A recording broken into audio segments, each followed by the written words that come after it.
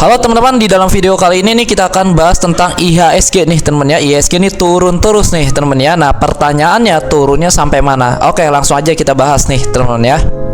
Oke, nah jadi kalau kita perhatikan nih untuk IHSG, nah ini jelas sekali teman-teman ya. Di weekly time frame-nya atau di time frame besarnya ya, trendline-nya nih sudah dijebol. Nah, kalau trendline-nya sudah dijebol artinya apa? Artinya dia sudah mulai bergerak di dalam tren bearish atau bergerak di dalam tren turun, teman-teman ya. Nah, di sini juga nih kalau kalian perhatikan ya, dia sudah membuat peak yang semakin lama semakin rendah ya. Nah, ini jelas sekali, teman-teman ya.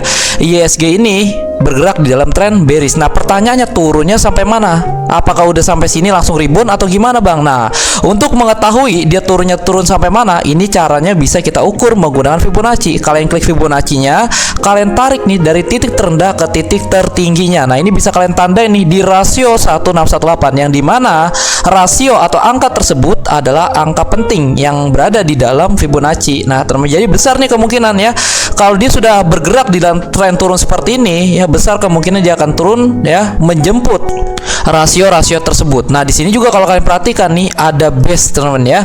Nah, base ini disebut sebagai apa? Sebagai area demand zone. Teman-teman, demand zone ini apa, Bang? Demand zone ini adalah area yang terdapat banyak pembeli yang siap membeli barang. Nah, jadi ini besar kemungkinan nih untuk IHSG nih masih ada potensi penurunan sampai ke level 7.200 dan 6.819 nih teman-teman ya. Nah, jadi antara level-level segitu tuh ya, kalian harus perhatikan tuh teman-teman ya, dia akan turun sampai ke dalam area tersebut. Nah, nanti ketika dia masuk ke dalam area tersebut, dia lanjut turun atau rebound lagi. Nah, nanti kita update lagi deh teman-teman ya. Tapi seharusnya nih besar kemungkinannya ketika dia sudah masuk ke dalam area pentingnya, dia akan terjadi rebound dulu nih ya.